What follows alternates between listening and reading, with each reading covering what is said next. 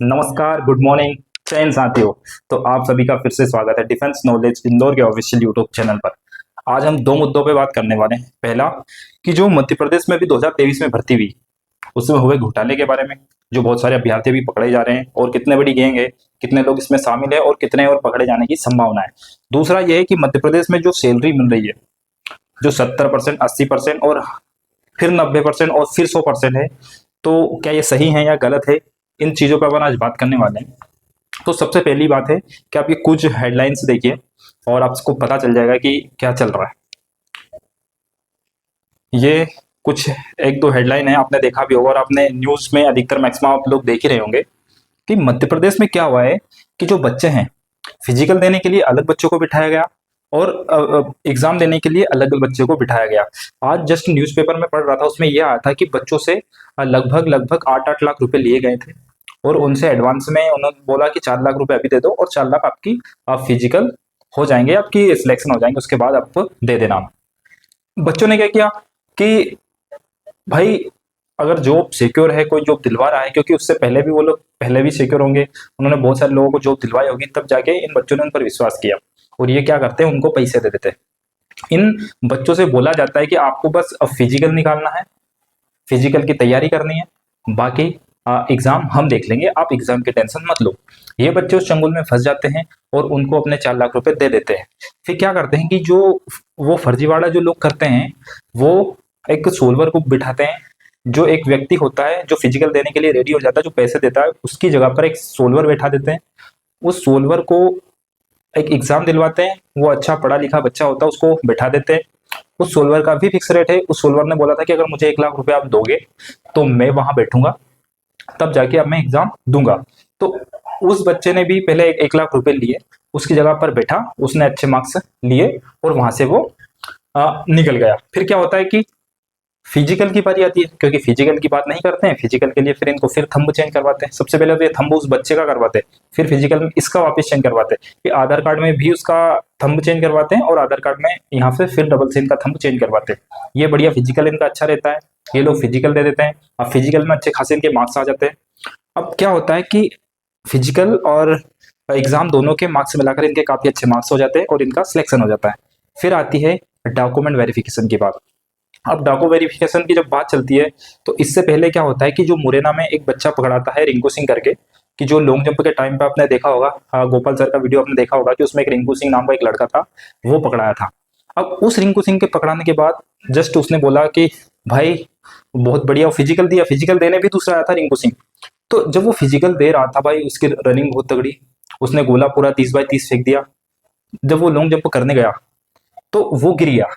अब वो गिर गया तो अ, जो अब क्या है कि आपने देखा होगा, आपने फिजिकल दिया होगा कि जो अच्छा फिजिकल अच्छी रनिंग मार रहा होगा, उसका सर का उन पे ध्यान रहा था कि भाई अच्छा फिजिकल मार रहा, क्या बात है, बहुत बढ़िया। सर ने उससे पूछा कि बेटा क्या दिक्कत है, सबका उस पर ध्यान था कि अच्छा तूने रनिंग करी है, बढ़िया तूने गोला फेंका है, आराम से लॉन्ग जंप कर ले, वैसे है कहाँ का तू। अब वो बोला कि देख लो, किसमें, आधार कार्ड में देख लो। भाई सर समझदार थे, समझ गए, उसको पकड़ लिया। तो वहां से धीरे धीरे खेल खेल चलता गया और लोग पकड़ते गए और उनको चंगुल में लिया गया और अभी तक 8 से 10 लोग पकड़ा चुके हैं। और जो वहाँ के टीआई हैं श्योपुर के, भिंड मुरैना श्योपुर के, उन्होंने जो क्या नाम था उनका, दिनेश सिंह राजपूत जी, उन्होंने अभी बोला है कि ये गिरोह बहुत बड़े स्तर पर काम कर रहा था और हम कोशिश करेंगे कि इनको सिलेक्शन नहीं देने देंगे और इनको हम पकड़ेंगे। तो हम बहुत बधाई की पात्र है जो इन्होंने ये काम किया और बहुत बहुत बधाई देना चाहते हैं। और अब क्योंकि भाई अभी अगर ये पकड़ेंगे ना, तो अगली बार करने में लोगों को डर लगेगा। और वो बच्चे जो मेहनती है, 1 नंबर से बाहर हुए हैं, आधे नंबर से बाहर हुए हैं, कम से कम उनका नंबर आता है कि नहीं। अभी वो सिलेक्शन लेके बैठते हैं, इनके साथ में फिजिकल दिया, मेडिकल दिया, ठीक है। तो भाई ये बहुत बड़ा गिरोह काम कर रहा है और इसको रोकने के लिए पुलिस, श्योपुर पुलिस का आभार व्यक्त करते हैं और वो धन्यवाद के पात्र भी हैं और बहुत बढ़िया काम किया है भाई, अब बहुत बढ़िया काम किया है। और अब दूसरी बात करते हैं कि जो मध्य प्रदेश में चल रही है सैलरी 70%, 80%, 90% और फिर 100%। भाई ये रूल मतलब मुझे तो कहीं से कहीं तक समझ में नहीं आ रहा है, किस लिए, किसको ये पैसे देंगे, लाडली बहना को देंगे क्या, किसको पैसा आप देना चाहते हैं। 70% दे रहे हैं तो आप उनको फिर 70% के हिसाब से 8 घंटे की ड्यूटी है उसको 4 घंटे करवाइए।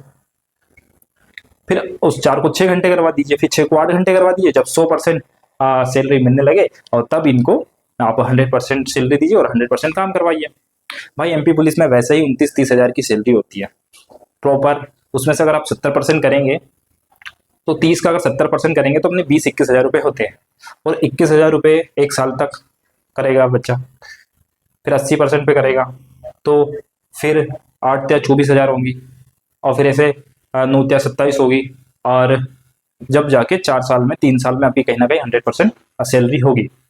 क्योंकि भाई 20 हज़ार 21 हज़ार सैलरी, और दिक्कत ये नहीं है, आपको पता होगा कि पुलिस की ड्यूटी है और काम काम करने से कोई बच्चा घबराता नहीं है। जो पुलिस में जाते हैं ना, वो बच्चे कभी उनको कोई दिक्कत नहीं होती। तुम 8 घंटे करवा लो, 10 घंटे करा लो, पर उस हिसाब से अगर उनकी सैलरी रहेगी तो थोड़ा सा उनको बेनिफिशियल रहेगा कि चलो हम 8 घंटे 10 घंटे कर रहे हैं, स्टार्टिंग से हमें 30 हज़ार मिल रही है, पर डे के हिसाब से बढ़िया सैलरी पड़ जाती है। पर यार 20-21 हज़ार रुपये में मतलब थोड़ा सा उनका नहीं है। बहुत सारी ऐसी वैकेंसी है जो 70-80% का ये फार्मूला मध्य प्रदेश में खत्म होना चाहिए। बच्चों को उनकी पूरी सैलरी मिलनी चाहिए, उनकी मेहनत के पैसे मिलने चाहिए। आप इस पर क्या कहते हैं? अपनी राय जरूर रखिए, क्योंकि आजकल खर्चा ही इतना हो गया।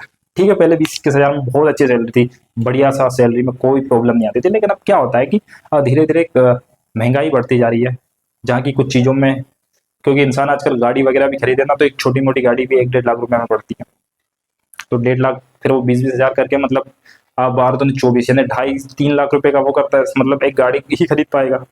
थोड़ी सैलरी 100% करिए। और ये मुद्दा छोटा नहीं है, बहुत बड़ा मुद्दा, बहुत दिनों से बच्चे भी इस पे काम कर रहे हैं। तो 100% का मुद्दा होना चाहिए और सैलरी 100% मिलनी चाहिए।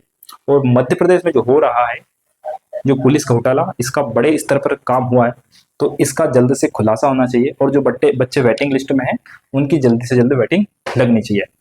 तीसरी बात है कि जो 13% होल्ड वाले बच्चे हैं, इनको भी अनहोल्ड से हटाना चाहिए, क्योंकि वो भी बहुत परेशान है, उन्होंने भी बहुत मेहनत करी है, और उनका भी कहीं ना कहीं सपना था कि मध्य प्रदेश की पुलिस में हम ज्वाइनिंग दें। क्योंकि उन दिक्कत ये नहीं, उनने जो याचिका लगी थी 18,105/2021, वो याचिका हट चुकी है, उसके बावजूद भी उनको होल्ड रखा जा रहा है। मतलब ये गलत है, गलत मतलब गलत है। कुछ अगर सही है तो रूल के अनुसार चलता है, जब लेकिन याचिका ही हट गई है और फिर भी उनको नियुक्ति नहीं दे रहे हैं, तो ये तो गलत है ना। तो इसी के साथ अपना आज का वीडियो यही रखते हैं। और अगर बात अच्छी लगी हो और आपको कुछ इसमें चीज़ें आपको बतानी हो, सजेस्ट करना हो, तो कमेंट जरूर कर दीजिए। और वीडियो अच्छा लगे तो लाइक कर दीजिए और अपने दोस्तों को शेयर कर दीजिए।